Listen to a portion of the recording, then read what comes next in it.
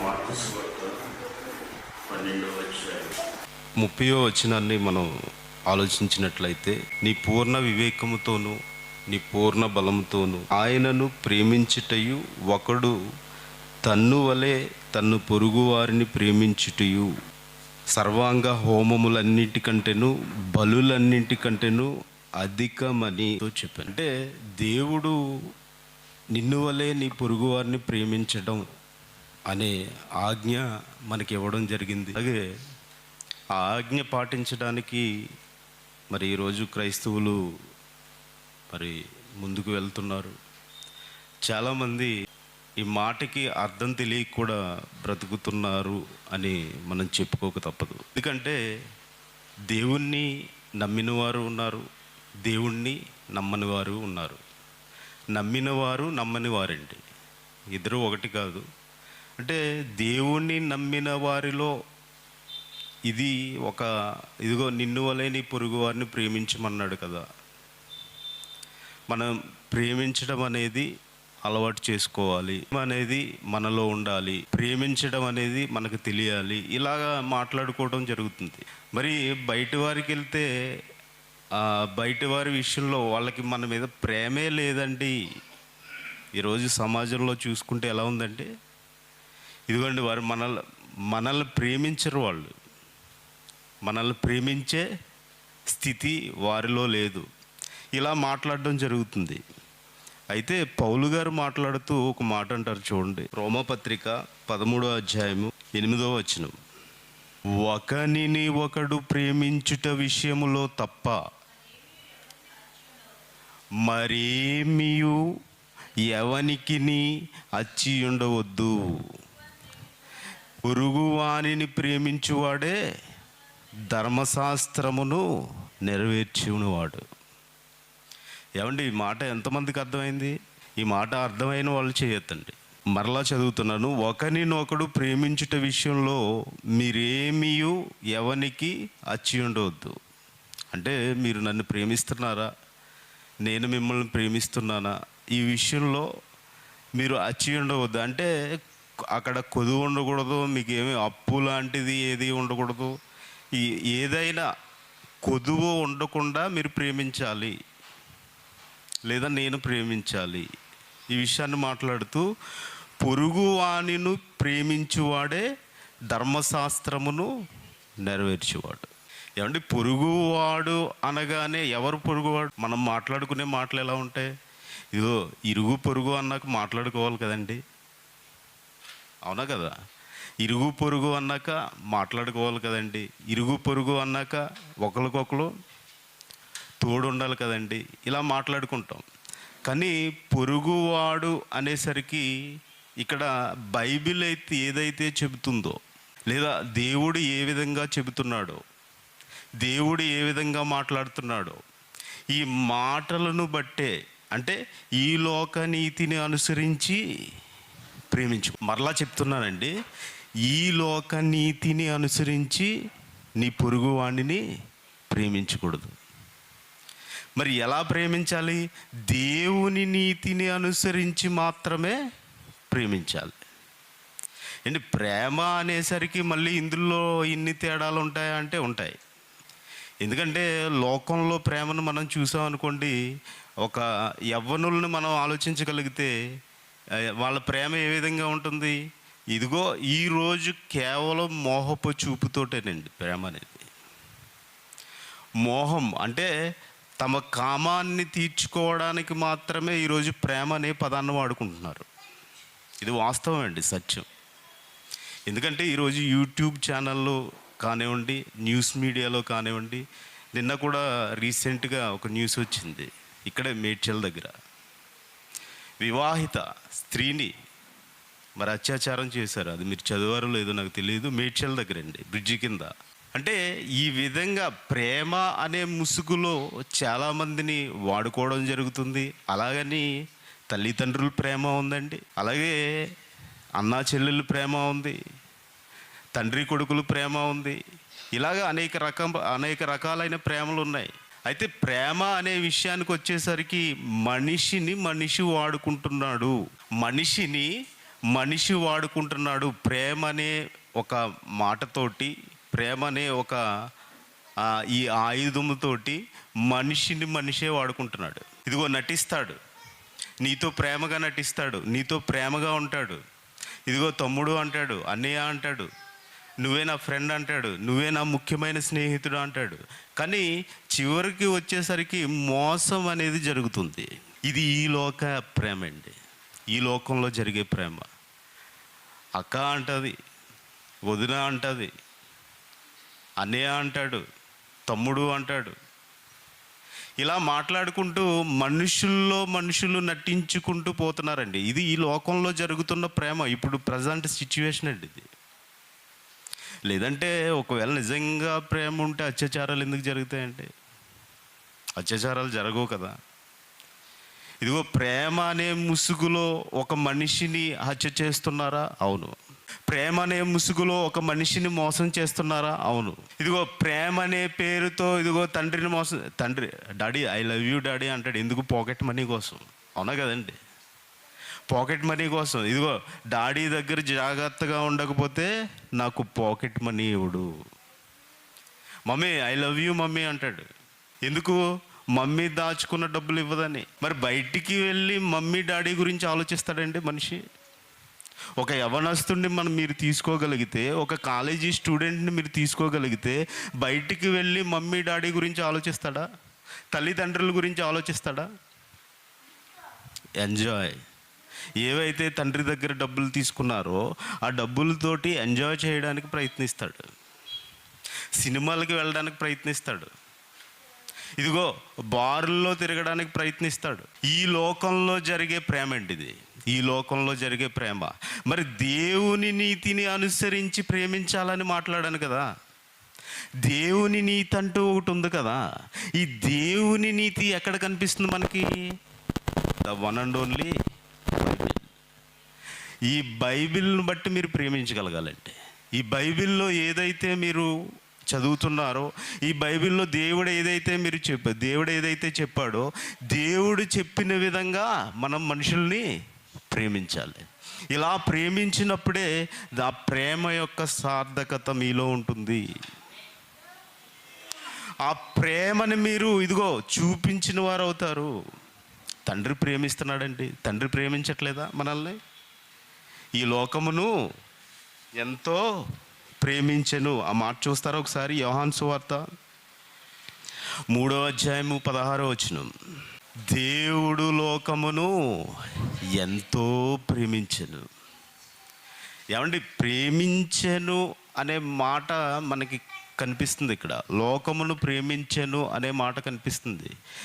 ప్రేమించి ఏం చేశాడు ఆయన? మనల్ని ప్రేమించి ఏం చేశాడండి? ప్రేమించిన తర్వాత మీకు అన్నీ ఇచ్చాడా? ప్రేమించిన తర్వాత మీకు ఈ భూమి ఇచ్చాడా? ప్రేమించిన తర్వాత మీకు సూర్యుడిని ఇచ్చాడా? ప్రేమించిన తర్వాత చంద్రుడిని ఇచ్చాడా? ప్రేమించిన తర్వాత మీకు ఇదిగో ఈ లోక ఈవులను ఇచ్చాడా? ఏమండి, మనిషిని ప్రేమించిన తర్వాత ఇచ్చాడా? ప్రేమించక ముందే అన్నీ ఇచ్చాడా? అంటే దేవుడు లోకాన్ని ప్రేమించాడు. ప్రేమించి ఏం చేశాడు? ఆయన పని చేశాడండి. ఆయన పని చేశాడు. ఇదిగో నా పిల్లలు వస్తారు, ఈ భూమి మీదకి నా పిల్లలు వస్తారు. ఈ పిల్లలు ఎక్కడ బ్రతకాలి? ఈ భూమి మీద బ్రతకాలి. కాబట్టి ఈ భూమిని నేను చేయాలి, ఈ భూమిని నేను చేయాలి. ఇదిగో ఈ భూమి మీద వెలుగు ఇవ్వడానికి సూర్య చంద్ర నక్షత్రాలు నేను చేయాలి, సూర్య చంద్ర నక్షత్రాలు నేను పెట్టాలి. వాళ్ళు ఈ భూమి మీద బ్రతకాలి. ఇదిగో వాళ్ళకి ఏం కావాలి ఇంకా? ఏమండి, మనిషిని సృజించిన తర్వాత ఆకుకూరలు మొలిపించాడా? చెట్లు మొలిపించాడా? ఇవన్నీ మిమ్మల్ని ప్రేమించి చేశాడండి. 6 దినాల సృష్టి మిమ్మల్ని ప్రేమించి చేశాడు. మరి ఇంత ప్రేమ చూపించిన తండ్రి మీరు ఎలా ప్రేమించాలో చెప్పడా? చెప్తాడు కదండి. యేసుక్రీస్తు వారు ప్రేమించలేదా మిమ్మల్ని? ఆయన ప్రాణం ఇవ్వలేదా? ఆయన ఇదిగో ఈ లోకంలోకి వచ్చి మన కోసం చనిపోలేదా? రక్తం కార్చలేదా? సిలువను ఎక్కలేదా? ఏమండి, ఇవన్నీ జరిగినాయి కదా. అంటే యేసుక్రీస్తు వారు ప్రేమించారు. ఇంకో వ్యక్తి ఉన్నారండి, సుమారు 2000 సంవత్సరాలు అవుతుంది, ఇప్పటికీ ప్రేమిస్తూ మీలోనే ఉన్నారు. పరిశుద్ధాత్ముని దుఃఖపరచకండి. అంటే పరిశుద్ధాత్ముడిని దుఃఖపరిచేవారుగా ఉన్నారేమో. ఇదిగో ఈ దేవుని ప్రేమ ఉంది కదా, దేవుని యొక్క నీతి ఉంది కదా, ఈ నీతితో మనం ఇది నీతిని దాటి వెళ్ళిపోయి పరిశుద్ధాత్ముడిని ఏమన్నా దుఃఖపరుస్తున్నామేమో. ఎందుకంటే మనందరం బాప్తిసం పొందినప్పుడు పరిశుద్ధాత్మ అనే వరం పొందుకున్నాం. ప్రతివాడు బాప్తిస్మ అనే వరం పొందుకుంటాడు అండి. ఎవరైనా సరే, మీరైనా సరే, నేనైనా సరే, ఎవరైనా అపోస్తుల కార్యము 2వ అధ్యాయము 38వ వచనం ప్రకారము పరిశుద్ధాత్మ అనే వరం పొందుకుంటాం. ఎప్పుడైతే బాప్తిస్మము తీసుకున్నామో వెంటనే పరిశుద్ధాత్మ అనే వరాన్ని దేవుడిస్తున్నాడు. మీరు కావాలంటే ఒకసారి రిఫరెన్స్ చూసుకోండి. అపోస్తుల కార్యం 2వ అధ్యాయం 38వ వచనం పేతురు గారు మాట్లాడుతున్నారండి. మీరు మారు మనస్సు పొంది పాప క్షమాపణ నిమిత్తము ప్రతివాడు యేసుక్రీస్తు నామమున బాప్తిస్మం పొందండి, అప్పుడు మీరు పరిశుద్ధాత్మనే వరం పొందుతారు. అప్పుడు పరిశుద్ధాత్మనే వరం పొందుతారు. పాప క్షమాపణ నిమిత్తం బాప్తిస్మం తీసుకోవాలి. తీసుకున్న తర్వాత దేవుడిచ్చే వరం అండి ఏంటి? పరిశుద్ధాత్ముడు మీలోకి వస్తాడు. అందుకనే ఎఫెసీ పత్రికలో పౌలు గారు మాట్లాడుతూ ఏమంటారు? పరిశుద్ధాత్ముడిని మీరు దుఃఖపరచకండి. అంటే మీలో దేవుని ప్రేమ లేకపోతే దుఃఖపడతాడా? ఆయన దుఃఖపడతారు కదండి. అంటే దేవుడు ఏదైతే చెప్తున్నారో, దేవుడు ఏదైతే మనకి ఇస్తున్నారో, ఈ వచనములన్నీ, వాక్యాన్ని ఒక చోట చేర్చుకుని, ఇదిగో ఇలా ప్రేమించాలి నేను ఒక వ్యక్తిని ప్రేమించే విధానం ఇది. ఇదిగో తండ్రి ఈ లోకాన్ని ఎలా ప్రేమించాడు. ఏమంటే అన్యులను ప్రేమిస్తాం మానేశారా? తండ్రి అందరినీ ప్రేమిస్తున్నారండి. తండ్రి దేవుడు అందరినీ ప్రేమిస్తున్నారా లేదా? ప్రేమిస్తున్నారు. మరి మీకెందుకు ద్వేషాలు? మీకెందుకు పగలు? సంఘంలో ఈరోజు ఏమన్నా ప్రశాంతంగా ఉందనుకుంటున్నారా? సంఘాల్లో ఏమన్నా ప్రశాంతంగా జరుగుతుందనుకుంటున్నారా పరిచర్య? అంటే ఒకరికి ఒకరు గొడవలు, ఒకడి మీద ఒకటి చాడీలు, ఒకరికి ఒకరు దెబ్బలాట. ఏమండి ఇదిగో ఇతను కరెక్ట్ అంటే ఇతను కరెక్ట్ కాదు, ఇతను తప్పు అంటే ఇదిగో ఇతను తప్పు, నువ్వే తప్పు అంటే నువ్వే తప్పు. ఏమంటున్నారండి? పొరుగు వానిని ప్రేమించువాడే ధర్మశాస్త్రం నెరవేర్చేవాడు అన్నారు కదా. నిన్ను వలే నీ పొరుగు వారిని ప్రేమించండి అన్నాడు కదా. దేవుడే ప్రేమై ఉన్నాడు కదా. మరి ప్రేమై ఉన్న దేవుణ్ణి నమ్ముకున్న నీవు ఎందుకు ప్రేమగా మారలేకపోతున్నావు? ఈ మాటలు ఎందుకు గుర్తు చేస్తున్నానంటే, నిన్ను వరే నీ పొరుగు వారిని ప్రేమించండి అనేది ఏ విధంగా ఇచ్చారంటే మనకి ఆజ్ఞగా ఇచ్చారు. ఇదిగో ఇది ముఖ్యమైనదిగా కనిపిస్తుంది. ఇదే ముఖ్యమైనదిగా కనిపిస్తుంది. అంటే ఇప్పుడు కాదండి, ఏదో కొత్త నిబంధనలో చెప్పారని మనం ఆలోచించుకోకూడదు దీన్ని. కొత్త నిబంధనలోనే కాదు, పాత నిబంధనలో కూడా చెప్పారు ఈ విషయాన్ని. ఇదిగో యేసుక్రీస్తు వారు వచ్చాకే ఇదిగో నిన్ను వలే నీ పొరుగువారిని ప్రేమించండి అని అన్నారేమనుకుంటున్నారు? తండ్రి అయిన దేవుడు కూడా పాత నిబంధనలో రాయించారండి. లేవీకాండం 19వ అధ్యాయం 18వ వచనం, కీడుకు ప్రతి కీడు చేయకూడదు, నిన్ను వలే నీ పొరుగువాడిని. ఏమంటే ఎప్పుడు లేవీకాండంలో మాట్లాడుతున్నారు.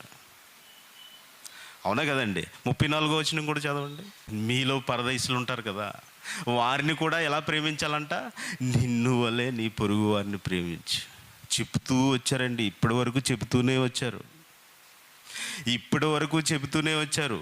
యోహాను సువార్త 13వ అధ్యాయం 34వ వచనం చదవండి.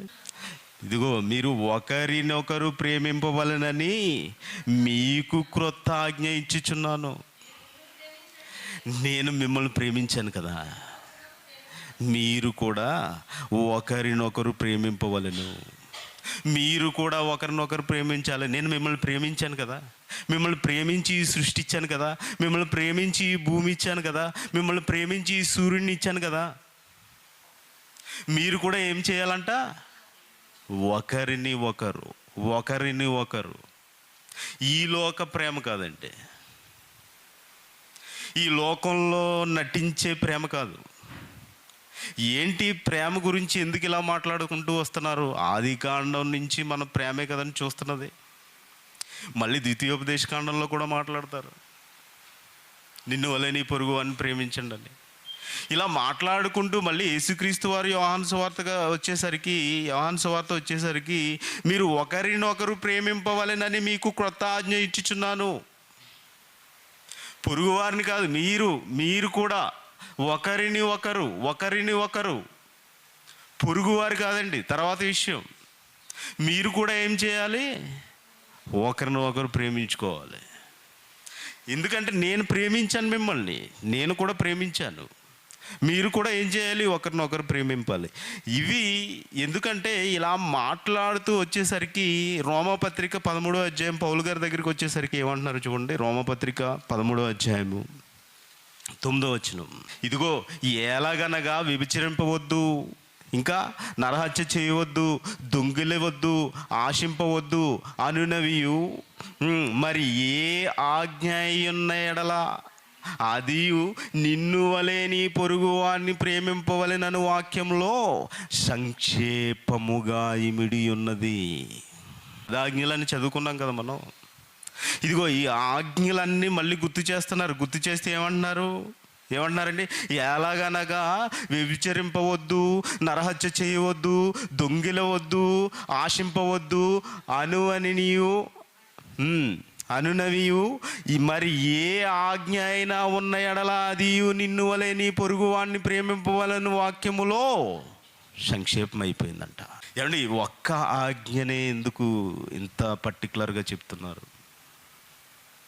ఇదిగో నిన్ను వలె నీ పొరుగు వాడిని ప్రేమించా అని అన్నిటిలో ఏ ఆజ్ఞ అయినా ఇందులో ఇమిడి చేయవలసిన పనే ఉంది?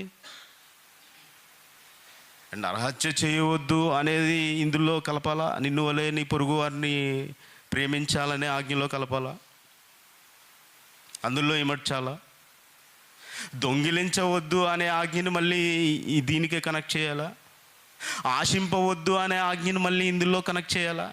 ఏమండి, ఇవన్నీ నిన్ను వలె నీ పొరుగు వారిని ప్రేమించాలనే ఆజ్ఞలో సంక్షిప్తం చేశారంట. ఇంకా గలతీ పత్రిక చూడండి. గలతీ పత్రిక 5వ అధ్యాయము 14వ వచనం. ధర్మశాస్త్రం అంతయు నిన్ను వలె నీ పొరుగు వారిని ప్రేమించుము అని ఒక్క మాటలో సంపూర్ణమైపోయిందంట. సంపూర్ణము అన్నారండి, పూర్ణము కానిదన్నారు. ధర్మశాస్త్రం అంతా ఏమైపోయిందంట? నిన్ను వలె నీ పొరుగు వారిని ప్రేమించు అనే ఒక ఆజ్ఞలో సంపూర్ణమైపోయిందంట. ఏమంటే ధర్మశాస్త్రం అంతా ఒక ఆజ్ఞలో సంపూర్ణమైపోవడం ఏంటి? ఎందుకు ఈ ప్రణాళిక? ఎందుకు ఇలా చేశాడు దేవుడు? ముందు 10 ఆజ్ఞలు ఇవ్వడం ఏంటి? అవి 6 ఆజ్ఞలుగా మార్చడం ఏంటి? తర్వాత 2 ఆజ్ఞలుగా మార్చడం ఏంటి? తర్వాత 1 ఆజ్ఞ చేయడం ఏంటి? ఎందుకు ఇలా క్రమేపీ ఇదిగో ఈ ఆజ్ఞలో ఇమిడి చేశాడు ఇవన్నీ? నిన్ను వలె నీ పొరుగు వాడిని ప్రేమించడం వల్ల ఆయనకు వచ్చే లాభం ఏంటి? ఆయన అందరినీ ప్రేమిస్తున్నాడు కదా, ఆయన అందరినీ కావాలనుకుంటున్నాడు కదా. మరి నువ్వు ప్రేమించకపోతే లాభం ఏమన్నా నష్టం ఉందా ఆయనకి? ఏమన్నా నా పిల్లలు ఉన్నారండి, నాకు ఒక 10 మంది పిల్లలు ఉన్నారనుకోండి, నేను అందరినీ ప్రేమిస్తాను, అందరినీ కావాలనుకుంటున్నా. ఇప్పుడు వాళ్ళిద్దరిలో వీళ్ళు ఏదన్నా గొడవ ఆడుకున్నా కానీ అరే నాన్న నువ్వు ఇటురా అని ఇద్దరిని తీసుకుంటాను. కానీ వీళ్ళిద్దరికీ పడకపోయినా వీళ్ళిద్దరు నా దగ్గరే ఉంటారు కదా, నా ప్రేమని వాళ్ళు పొందుకుంటారు కదా. మరి వీళ్ళు ప్రేమించుకోకపోతే ఈయనకి వచ్చిన నష్టం ఏంటి? తండ్రి అయిన దేవుడికి, మన తండ్రి గారికి మనం ప్రేమించుకోకపోవడం వలన వచ్చే నష్టం ఏమిటి? ఏమంటే ఆలోచించారా ఎప్పుడన్నా? ఆలోచిద్దాం. ఇంతకీ పొరుగువారు ఎవరో కూడా మనకు తెలియాలి, అవునా? పొరుగువారంటే ఎవరు? పొరుగువారిని ఎలా తెలుసుకోవాలి? ఇదిగో మీరు నేను ఉన్నాం. ఇదిగో మీరు నేను ఉన్నప్పుడు మీరు నా పొరుగువారా సహోదరులా? మరి పొరుగువారు ఎవరు? నిన్ను వలే నీ పొరుగువారిని ప్రేమించడం అనేది ఓకే, బాగుంది, ఆజ్ఞ వినడానికి బాగుంది, మనం దాన్ని నెరవేర్చడానికి ఎన్నో ప్రయత్నాలు చేస్తున్నాం. కానీ నీ పొరుగువారంటే ఎవరు తెలియాలి కదండి. పొరుగువారంటే ఎవరో కూడా మనకు తెలియాలి. లూకాసు వార్త 10వ అధ్యాయం 25 నుంచి చదువుకుందామంటే, ఇదిగో ఒకప్పుడు ధర్మశాస్త్రోపదేశకుడు లేచి, బోధకుడా, నిత్య జీవమునకు నేను వారసుని అవ్వాలనుకుంటున్నాను, నేనేమి చేయవలెనని ఆయన శోధించుచు ఎవరిని అడిగారంటే యేసుక్రీస్తు వారిని అడిగారు. అందుకు యేసుక్రీస్తు వారు మాట్లాడుతూ ఏమంటున్నారో చూడండి. ధర్మశాస్త్రమందు ఏమి రాయబడి ఉన్నది, నీవేమి చదువుచున్నావని అతను అడగగా. ఏమండి, ఈరోజు కూడా నేను అడుగుతున్నాను, మిమ్మల్ని ఒక ప్రశ్న అడుగుతున్నాను. నేను మిమ్మల్ని అందరినీ ఒక ప్రశ్న అడుగుతున్నాను. ఇదిగో మీకు ఈ 66 పుస్తకాల బైబిల్ ఇచ్చారు కదా, 66 పుస్తకాలు గల ఈ గ్రంథాన్ని ఇచ్చారు కదా మీకు. మీరు ఏమి చదువుతున్నారు ఇందులో? మీరు ఏం మాట్లాడుకుంటున్నారు ఇందులో? మీకు ఏం అర్థమవుతుంది ఇందులో? ఇదిగో ఈ 66 పుస్తకాల సారాంశం ఏంటి? 66 పుస్తకాలు ఇవ్వడానికి గల కారణం ఏంటి అంటే, ప్రతి ఆదివారం రావాలి, మనం బైబిల్ పట్టుకుని రావాలి, బైబిల్ పట్టుకుని వెళ్ళిపోవాలి. అందుకనేనా 26 పుస్తకాల సారాంశం? అండి, మీకు స్కూల్లో సిలబస్ ఇస్తారు తెలుసా? కాలేజీ కానీ స్కూల్లో కానీ సిలబస్ ఇస్తారు. ఈ సిలబస్ని మీరు ప్రతిరోజు స్కూల్కి పట్టుకెళ్ళి లేదంటే కాలేజీకి పట్టుకెళ్ళి మళ్ళీ తీసుకొచ్చేస్తున్నారు అనుకోండి, ఏమైనా ప్రయోజనం ఉందా? ఓకే, ఇప్పుడు పీజీ అని తర్వాత ఇంకెన్నెన్నో కోర్సులు చేస్తూ ఉంటారు. ఇప్పుడు బీటెక్ అని ఇవన్నీ చదువుకుంటున్నారు కదా. ప్రతిరోజు బుక్స్ బ్యాగ్లో పెట్టుకుని కాలేజీకి వెళ్ళి వచ్చేస్తున్నారు అనుకోండి, మీకు ఏం ప్రయోజనం? ఏమైనా ప్రయోజనం ఉందంటే? మీరు కట్టిన ఫీజులన్నీ వేస్టు, మీ పుస్తకాలు వేస్టు, అవి వాటికి అంటే మళ్ళీ ఇక్కడికి వెళ్ళడానికి బస్సు ఛార్జీలు, ట్రావెలింగ్ ఛార్జీలు ఇవన్నీ వేస్టు. దేనికి ఉపయోగం ఉండదండి. ఇప్పుడు వాడు వెళ్ళొచ్చేస్తున్నాడు అనుకో, ప్రయోజకుడు అవుతాడా? అవడు. అలాగే దేవుడు మనకి ఇచ్చిన ఈ గ్రంథాలు ఆయన ఎంతో ప్రేమతో, ఇదిగో లోకమును ఎంతో ప్రేమించెను, ఇదిగో నాయన ఈ 66 పుస్తకాలు నీకు ఇస్తున్నాను, ఈ 66 పుస్తకాలు నీకే ఇచ్చాను, మీకే ఇచ్చాను, మీరు ఏం చేస్తున్నారు అని నేను అడుగుతున్నానండి ఈరోజు.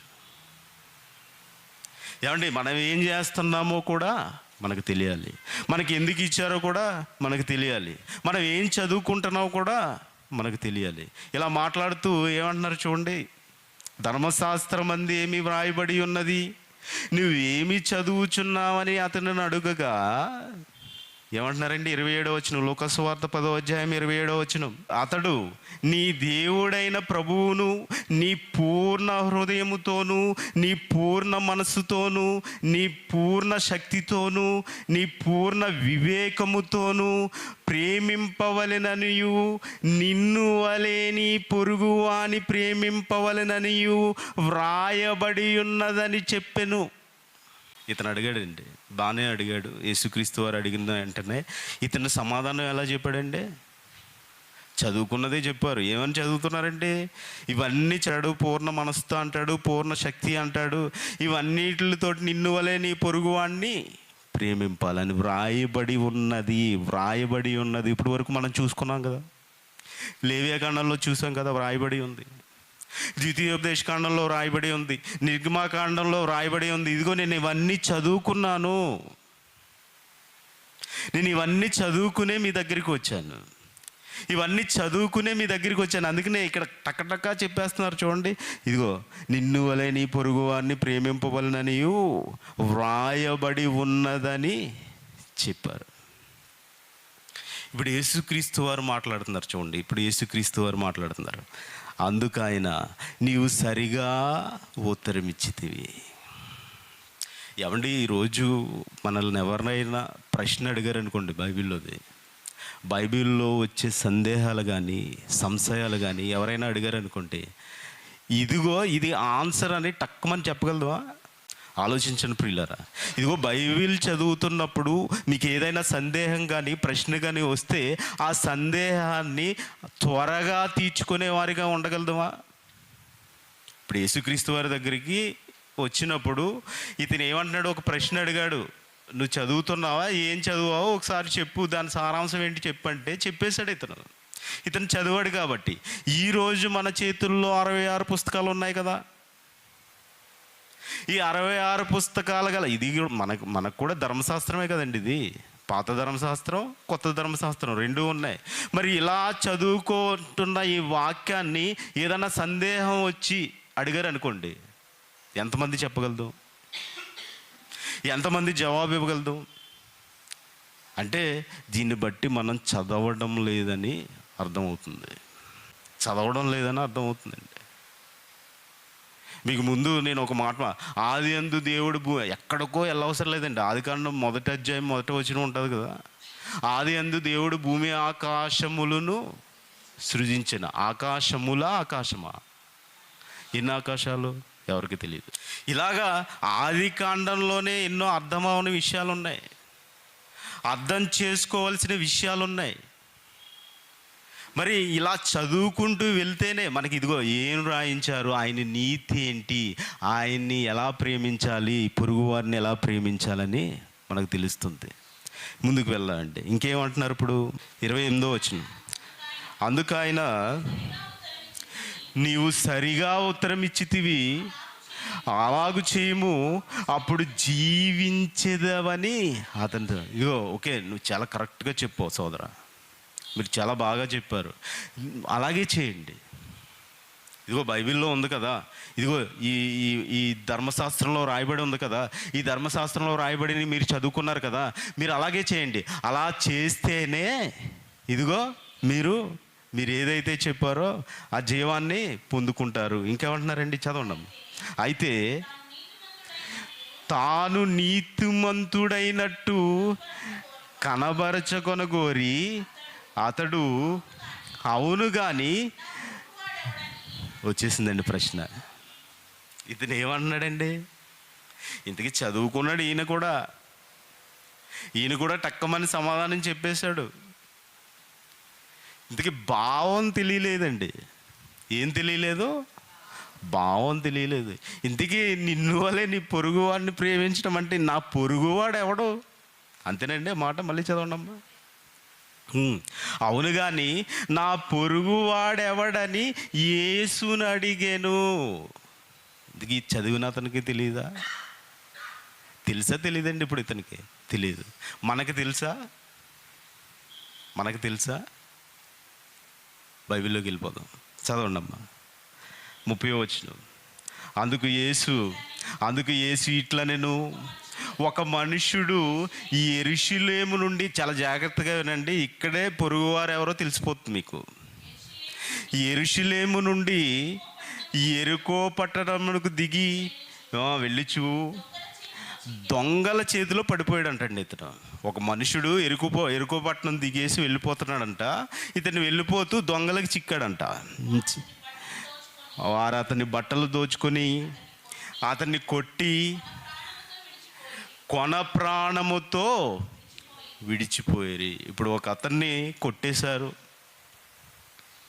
అతని దారిలో వెళ్తుండగా అతను పట్టుకున్నారు, అతని బట్టలు దొంగిలించారు. ఇంకేమున్నాయి అన్ని బట్టలు అంటే, ఇంకా బట్టలు తీస్తారంటే ఏముంటాయండి, జోబుల్లో ఏమున్నాయో, పర్సు ఉందా, ఏదుందా అన్నీ తీసేసుకుంటారు ఇంకా. అంటే ఇప్పుడు అతను ఏమైపోయాడు, దిగంబరైపోయాడు. ఇప్పుడు ఇతన్ని కొట్టి అంటే కొన ఊపిరితో వదిలేశారంట. ఇప్పుడు కొన ఊపిరి అంటే చావు బ్రతుకుల మధ్య ఉన్నాడు. ఇదిగో వదిలేస్తే చనిపోతాడు, చనిపోయే స్థితిలో ఉన్నాడండి. చనిపోయే స్థితిలో ఉన్నాడు అంటే చనిపోయే వ్యక్తి గురించి మాట్లాడుతున్నారు ఇక్కడ అర్థం కావాలి మనకి. చనిపోయే వ్యక్తి గురించి మాట్లాడుతున్నారు అంటే ఇంకా అతను కొన ఊపిరితో ఉన్నాడు, ఆయన్ని వదిలేస్తే చనిపోతాడు, ఆయన్ని వదలకూడదు,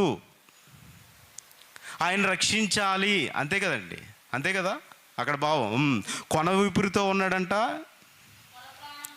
కొన ప్రాణముతో విడిచిపెట్టెను. అప్పుడు ఒక యాజకుడు అంటే ఎవరండి? యాజకత్వం మీకు పాత నిబంధన అంతా తెలుసు కాబట్టి మళ్ళీ దాన్ని వివరించను నేను. ఎందుకంటే యాజకత్వం చేసేవాళ్ళు యాజకులు. ఇదివరకు యాజకులని మనం ధర్మశాస్త్రంలో మనం అన్నీ చదువుకున్నాం. ఈ యాజకత్వం చేసే అతను అంటే వాక్యం చెప్తారా, వాళ్ళు దేవునికి సేవ చేసేవాళ్ళు అనమాట. దేవుని దగ్గర ఉండి దేవునికి సేవ చేసి, ఈరోజు మనం ఏమిటి పాస్టర్లని ఇప్పుడు మాట్లాడుకుంటున్నాం కదా, అలాగా ఆ రోజుల్లో వారి గురించి యాజకుడు వచ్చాడంట. ఆ త్రోవను వెళ్ళుట తటస్థించెను, అతడు అతన్ని చూచి ప్రక్కగా పోయెను. ఏమంటే ఇప్పుడు ఇక్కడ మీకు ఎవరన్నా చనిపోయే స్థితిలో ఉన్నారనుకోండి, ఇక్కడే పడిపోయారనుకోండి, ఇప్పుడు మీరు ఏం చేస్తారు? ఇమీడియట్లుగా అయ్యో ఏమైంది, అతను లేపాలి లేదంటే అతను రక్షించాలని ప్రయత్నం చేస్తాం కదా. ఇప్పుడు యాజకుడు ఏం చేశాడు? ప్రక్క నుంచి వెళ్ళిపోయాడంట. అంటే ఇతను కొన ఊపిరితో ఉన్నాడు, కొన ప్రాణంతో ఉన్నాడు, ఇతను చనిపోయే స్థితిలో ఉన్నాడు అని తెలిసి కూడా యాజకుడు అంటే ఎవరండి? ఇదిగో దేవుని సేవ చేసేవాడు, దేవుని కోసం చెప్పేవాడు, యాజకత్వం చేసేవాడు అక్కడ, అంతే కదండి. దేవుని ప్రేమను తెలియజేసేవారు మళ్ళీ వాళ్ళు, అంటే దేవుని వాక్యాన్ని చెప్పేవారే కదా అని. ఇప్పుడు ఇంకా కిందకు వచ్చేసరికి ఏమంటున్నారో చూడండి. అలాగునని లేవీయుడొకడు. లేవీయుడు ఎవరండి? వీళ్ళు కూడా సేవ చేసేవాళ్ళే, వీళ్ళు కూడా దేవుని దగ్గర, దేవుని మందిరాల దగ్గర సేవ చేసేవాళ్ళే. ఇదిగో పని చేసేవారు వీళ్ళందరికీ మిగతా గోత్రాలు 11 గోత్రాలు అందరూ వీళ్ళందరికీ దశంభాగాలు ఇవ్వాలి. వీళ్ళు దేవుని పని చేస్తున్నారు అంటే దేవుని పనిలో ఉన్నారని,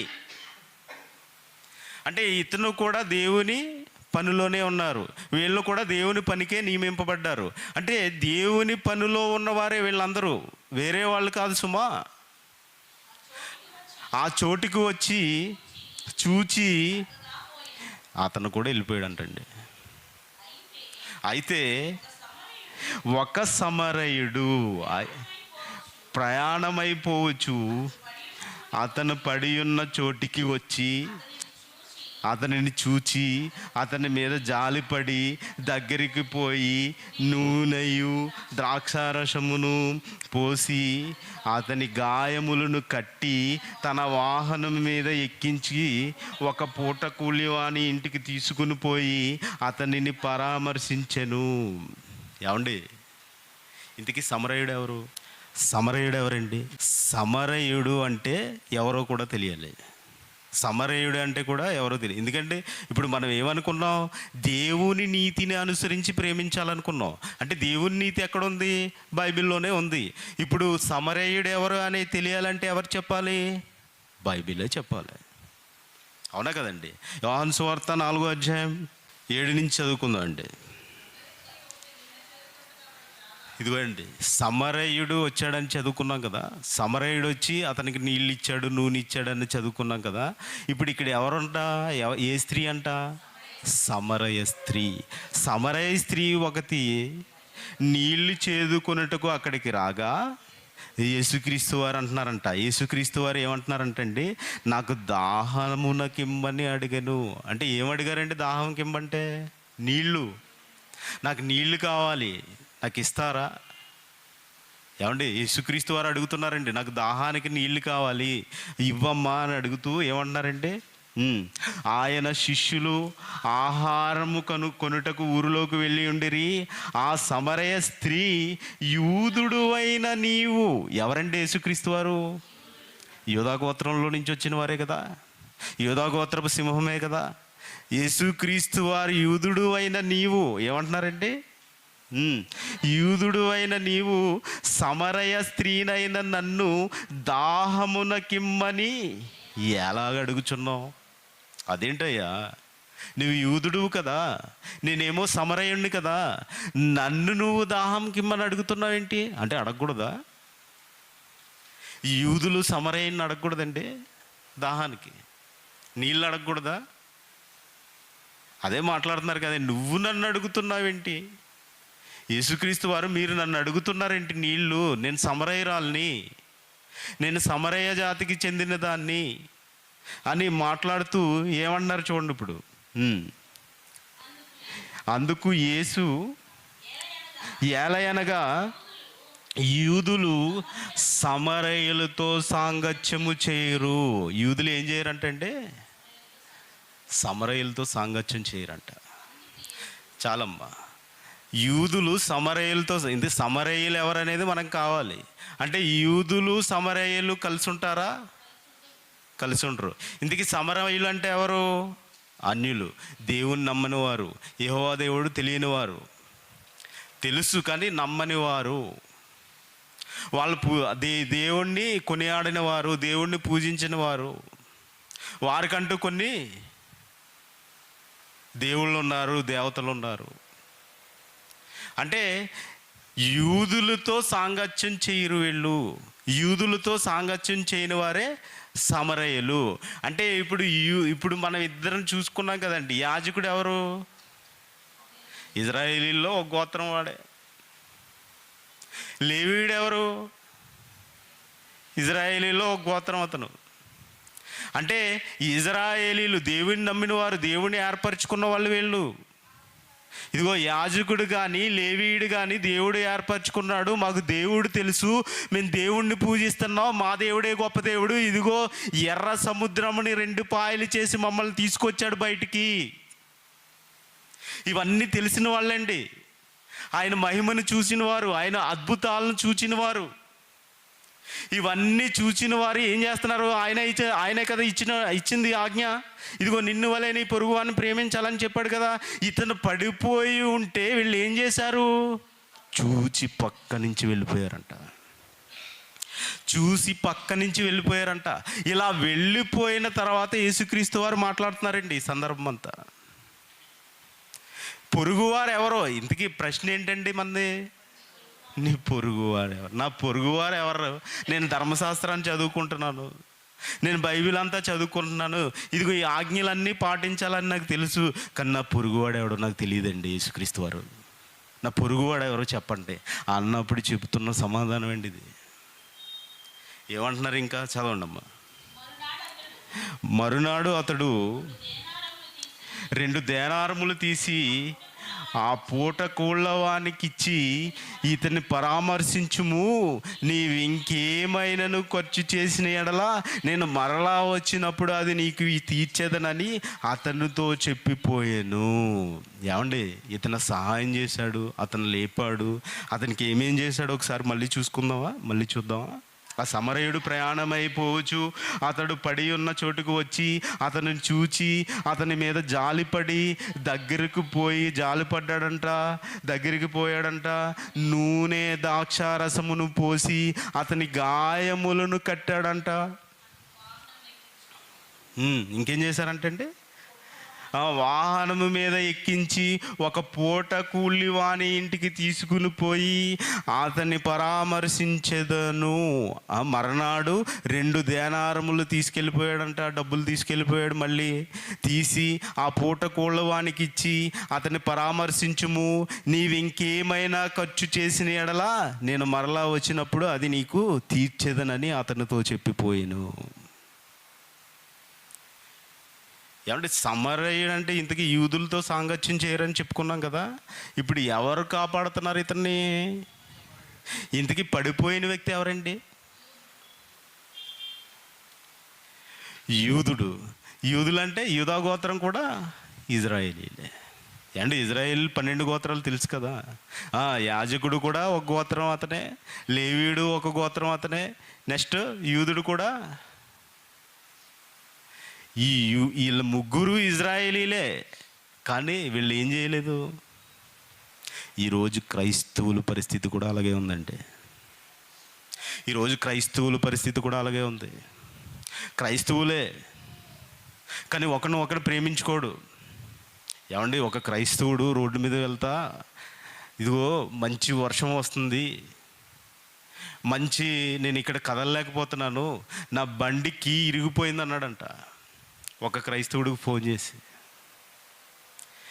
ఇద్దరు వాక్యంలోనే ఉన్నారు, ఇద్దరు వాక్యం చదువుకుంటున్నారు, ఇద్దరు బైబిలే చదువుకుంటున్నారు, కలిసి చదువుకుంటున్నారు, రోజు ప్రతి ఆదివారం కలిసి చదువుకుంటున్నారు. ఇలా చదువుకుంటున్న వీళ్ళు, ఒక అతను బైక్ మధ్యలో అదిగో వర్షం పడుతుందంట, ఆ వర్షంలో ఆగిపోయాడంట, బైక్ ఇరిగిపోయిందంట, నాకు ఏం చేయాలో తెలియట్లేదని ఈ పక్కన చదువుకున్న అతనికి ఫోన్ చేశాడంట. ఫోన్ చేసినప్పుడు ఏమన్నారంట తెలుసండి? వాకింగ్ చెప్తున్నాడంటండి. ఏం చెప్తున్నారంట? వాక్యం. అంటే ధర్మశాస్త్రోపదేశకుడు అయినా ధర్మశాస్త్రాన్ని ఉపదేశిస్తున్నాడు. ఇలాంటప్పుడే ధైర్యంగా ఉండాలని. ఏమండి, సహాయం చేస్తారా, ధైర్యం చెప్తారా? ఈరోజు క్రైస్తవుల పరిస్థితి అండి. ఏమండి, మీరు వెళ్ళాలి, అక్కడికి వెళ్ళి ఏమైంది, నీ ప్రాబ్లం ఏంటి, లేదా ఇదిగో ఇంటికి వెళ్ళిపోదాం రా, రేపు పొద్దున్నే వెళ్దు కానీ రా అని తీసుకురావాలి. ఇప్పుడు సమరయుడు ఏం చేస్తున్నాడు? పడిపోయాడు. అక్కడ పడిపోయిన అతన్ని ఇదిగో ఆయన వెళ్ళాడు, ద్రాక్షారసం నూనె పోసాడు, ఆయన కట్టాడు, ఆయన తీసుకువెళ్ళాడు, ఒక పూట కూలివాణి ఇంటికి తీసుకువెళ్ళాడు, అతనికి భోజనం పెట్టమన్నాడు. ఇదిగో ఇంకా ఏమైనా ఖర్చు అయితే నేను ఇంకా వచ్చి ఇస్తాను, నువ్వు ఖర్చు చేయి, నువ్వు ఎంత ఖర్చు చేస్తావు ఖర్చు చేయి, నేనే ఇస్తాను. ఎవరైనా ఇజ్రాయేలీయుడు కాదు, సమరయుడు, ఇజ్రాయేలీలతో కలవైన వాడు. ఈయనకుంది ప్రేమ, కానీ నీ సహోదరుల్లో లేదు, మీలో లేదు. మీరు ఒకళ్ళు కక్షలు ఉన్నాయి. కొరింథీ పత్రికలో అంటాడండి, మీలో కక్షలు ఉన్నాయి, మీలో గొడవలు ఉన్నాయి, మీరు ఒకరిని ఒకరు తిట్టుకుంటున్నారు. మీలో మీలో మీలో అని మాట్లాడతారు. ఎవరో కాదండి పొరుగువారు, ఎవరో పొరుగువారు కాదండి. ఇదిగో మీరే ప్రేమించు, పొరుగువారిని ప్రేమించడం తర్వాత విషయం. ఆజ్ఞనే పాటిస్తలేదు. ఆజ్ఞాతిక్రమం ఏంటండి? పాపం. ఒక విధమైన పాపం చేస్తూ మళ్ళీ ఏం చేస్తున్నాం ఇక్కడ? సహోదరుని ద్వేషిస్తే ఏంటి? నరహత్య. ఎందుకు ఈమిడి చేశాడో తెలుసా ఇవన్నీ? ఇదిగో వీడు సహోదరుని ద్వేషిస్తున్నాడు, పొరుగువాడిని ద్వేషిస్తున్నాడు. సహోదరుని దగ్గరికి చేర్చుకుంటలేదు, పొరుగువాడిని దగ్గరికి చేర్చుకుంటలేదు. ఎందుకు ఈమిడి చేశాడు ఇవన్నీ? ఇదిగో నీ పొన్ను వలె నీ పొరుగువాడిని ప్రేమించు, నిన్ను వలె నీ పొరుగువాడిని ప్రేమించు అనే మాట నువ్వు పాటిస్తున్నావా? లేదు. నీ సహోదరుని ప్రేమిస్తున్నావా? లేదు. ఎందుకంటే సంఘంలోకి వెళ్తాం, పక్కనే కూర్చుంటాం, ఇదిగో అనియా బ్రదర్, లేకపోతే ఇలా ఎన్నో వచనాలు, ఎన్నో మాటలు మాట్లాడతాం. ఇక మీద వీళ్ళకి చాడి అన్నీ అయిపోతాయి, పాటలు అయిపోతాయి, మెసేజ్ అయిపోద్ది, ఇంటికి వెళ్తారు. అక్క అది ఉందో చూసావా అంటారు, అయిపోయాయి. ఎందుకండి ద్వేషిస్తున్నారు? అవసరం ఏముంది? చెప్పుకోవాల్సిన అవసరం ఏంది? ఈరోజు వాక్యం ఏం చెప్పారు? మనల్ని ధర్మశాస్త్రం చదవమన్నాడు కదా, చదువుకోమన్నారు కదా. ఈ 66 పుస్తకాల్లో మనకు అర్థమైందా? ఈ 66 పుస్తకాలు మనం చదువుకుంటున్నామా? ఈ 66 పుస్తకాల్లో మనకి దేవుడైన కొత్త విషయాలు నేర్పుతున్నాడా? ఈ 66 పుస్తకాల్లో నుంచి మనం ఏమైనా నేర్చుకోగలుగుతున్నామా? 66 పుస్తకాల్లో దేవుడు ఇదిగో దేవుని దగ్గరికి వెళ్ళడానికి మనకి ఏమైనా మార్గం చూపిస్తున్నాడా? దేవుడి దగ్గరికి వెళ్ళే మార్గాన్ని మనం దీంట్లో చూసుకోగలుగుతున్నామా? లేఖనములు యందు నిత్య జీవం ఉందని పరిశీలించి చదువుకోండి అన్నాడు కదా. నిత్య జీవానికి వెళ్ళడానికి మనం ఏమైనా లేఖనాలను పరిశీలిస్తున్నామా? లేదండి. ఎక్కడ చూడండి ఇవే గొడవలు. ఎందుకు ఈరోజు మాటలు చెప్తున్నానంటే, మీరు అలా ఉండకూడదు, మీరు అలా ఉండకూడదు. మీరు ఇదిగో నిన్ను వలె నీ పొరుగువాడిని ప్రేమించాలన్నాడు కదా. ఈ ఆజ్ఞ పాటించేవారుగా ఉండాలి. ఇదిగో తన సహోదరుల నిమిత్తం ప్రాణం పెట్టమన్నాడు కదా, ప్రాణం పెట్టేవారుగా ఉండాలి. ఇంకేమంటున్నారండి మాట్లాడుతూ? ఇంకేం చేశారంట సమరయుడు? కాగా దొంగ చేతిలో చిక్కిన వానికి ఈ ముగ్గురిలో ఎవడు పొరుగువాడు ఆయన? ఏమండి, ప్రశ్న వేసింది ఎవరు? ప్రశ్న ఒక అతను అడిగాడు. అడిగిన అతనికే మళ్ళీ ఇతను ఏం చెప్తున్నాడు? ఈ ప్రశ్న ఇదిగో నేను ఒక స్టోరీ చెప్పాను కదా, ఇప్పటి వరకు ఒక సంఘటన చెప్పాను కదా. ఈ సంఘటనలో ముగ్గురు కనిపించారు కదా. ఎవరు? యాజకుడు కనిపించాడు, లేవీయుడు కనిపించాడు, సమరయుడు కనిపించాడు. ఈ ముగ్గురిలో ఎవడు పొరుగువాడు ఆయనని మళ్ళీ అతన్నే ప్రశ్న అడిగాడు. తోచుంది. ఇప్పుడు చెప్పండి, మీరు చెప్పండి, దీన్ని చూడకుండా మీరు చెప్పండి, ఎవరు పొరుగువాడు? సమరయుడు. అంటే సమరయుడు పొరుగువాడు, సమరయుడు పొరుగువాడు. ఇప్పుడు పొరుగువాడిని ఇప్పుడు ఏమన్నారు చూడండి, ఇప్పుడు ఏమన్నారు అని యేసు అడుగుగా అతడు అతని మీద జాలిపడిన వాడే అనెను. అందుకు యేసు నీవు వెళ్ళి అలాగు చేయమని అతనితో చెప్పెను. అంటే ఇప్పుడు యేసుక్రీస్తు వారు ఇండైరెక్ట్గా ఏం చెప్తున్నారు? సమరయుల దగ్గరికి వెళ్ళు, ఇదిగో అన్యుల దగ్గరికి వెళ్ళు. నువ్వు అసహ్యించుకుంటున్నావేమో, ఇదిగో దేవుడు తెలియదని అనుకుంటున్నాడేమో, దేవుడు తెలియదు వాళ్ళకి అనుకుంటున్నారేమో మీరు. దేవుడు తెలియని వాళ్ళకి వెళ్ళండి. ఏమండి, యేసుక్రీస్తు వారు వచ్చి ఏం చేశారు? ఇదిగో పరలోకమందున్న మన తండ్రిని పరిచయం చేశారా? దేవుడిని పరిచయం చేశారా యేసుక్రీస్తు వారు వచ్చి? మరి ఈరోజు క్రైస్తవుడుగా మారిన మీరు పరిచయం చేస్తున్నారా? ఇదిగో దేవుడు మన తండ్రి అని పరిచయం చేస్తున్నారా? దేవుడు మనల్ని కన్నాడు పరిచయం చేస్తున్నారా? మన ఆత్మల కన్నా తండ్రి దేవుడు అని పరిచయం చేస్తున్నారా? వాళ్ళు వింటారా? మన పని ఏదో మనం చూసుకుందాం, మన బైబిల్ మనం పట్టుకెళ్దాం, ఆదివారం చర్చికి వెళ్ళి రావడమే. ఆదివారం చర్చికి వెళ్ళి వస్తే అయిపోయింది. ఆదివారం చర్చికి వెళ్ళి వచ్చిందంటేనే ఇంకా ఇంటికి వెళ్ళిన తర్వాత ఏంటి, మళ్ళీ అదే రొటీన్, మళ్ళీ ఆదివారం వరకు మళ్ళీ డ్యూటీలు, మళ్ళీ సినిమాలు, మళ్ళీ విందులు, మళ్ళీ అన్నీ ఏదో మామూలే. మరి ఈ ఆజ్ఞ ఏమైపోయింది? ఈ ఆజ్ఞ ఇచ్చారు కదా, ధర్మశాస్త్రాన్ని అంతా ఇందులో ఇమిట్ చేశారు కదా, బైబిల్ అంతా ఇదే అన్నారు కదా, ఇదిగో ఈ ఒక్క ఆజ్ఞలో పరిపూర్ణం చేసేసాను అన్నారు కదా. నిన్ను వలె నీ పొరుగువారిని ప్రేమించే అనే మాటలు అంతా బైబిల్ అంతా ఇదిగో ఇలాగ ఇమిట్ చేశానని చెప్పారు కదా. ఈ ఆజ్ఞ ఏమైపోయింది? లేదు, మర్చిపోయారు, లేదంటే పాటించట్లేదు, లేదంటే చదువుకోవడం లేదు. ఇలా జరుగుతుందండి, ఇలా జరుగుతుంది. ఏమన్నారంటే ఇదిగో ఇలా నువ్వు చెయ్యన్నారు. ఇప్పుడు అదే ప్రశ్న మనకు వచ్చింది అనుకోండి. అదే ప్రశ్న మనకు వచ్చినప్పుడు ఇదిగో నీ పొరుగువారు ఎవరంటే నీ సహోదరు ద్వేషిస్తున్నాడు కదా ఈరోజు. ఇదిగో నీ పక్కనే కూర్చుంటాడు అతను, మీ పక్కనే కూర్చుంటుంది ఆమె. ఇదిగో మీ గురించి కరెక్ట్గా చెప్పదు, వాక్య సంబంధమైన క్రియల్లోకి వెళ్ళరు, వాక్య సంబంధంగా మాట్లాడుకోరు. ఇదిగో ఇతను ఇలాంటి వాడు అంటాడు, అతను అలాంటి వాడు అంటాడు. ఇలా మాట్లాడుకుంటే అంటే సహోదరుడు ఏం చేస్తున్నాడు? ద్వేషిస్తున్నాడు. అంటే ఏం చేస్తున్నాడు? నరహత్య చేస్తున్నాడు. అంటే ఆజ్ఞ పాటించట్లేదు. అంటే నరహత్య చేసేవారు పరలోక రాజ్యాన్ని ప్రవేశిస్తారా? ప్రవేశించరు కదా. అంటే ఏ విధంగా ఇదిగో దేవుని నీతి చెబుతుంది, ఏ విధంగా లోకనీతి అండి అది, లోకనీతి. ఇప్పుడు ఎవరైనా ఏమన్నా అన్నారనుకోండి, ఇతను ఏం చేస్తాడు? ఇతనుకు ఇక్కడ కారాలు మిరియాలు నూరుతాడు, కత్తి తీసుకుంటాడు, వెళ్తాడు, తల నరికేస్తాడు అక్కడ. చూడట్లేదా ఈరోజు పోలీస్ స్టేషన్లో ఎన్ని తలలు వస్తున్నాయి? అంటే ఇది లోకనీతి. ఈ నీతి నువ్వు సంఘంలో ప్రవేశపెడతావా? ఈ నీతితో సంఘంలో ఉంటావా? ఈ నీతితో సంఘంలో నువ్వు వాక్యాన్ని చదువుకుంటావా? ఏమండి, ఈ నీతితో వాక్యాన్ని చదువుకుంటారా మీరు?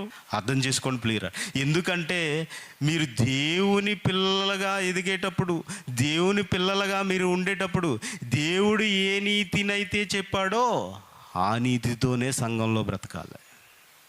నేను లోకనీతిని అనుసరిస్తాను, బైబిల్లో ఎన్నున్నా నాకు సంబంధం లేదంటే మనం పరలోక రాజ్యానికి అర్హులము కాదు.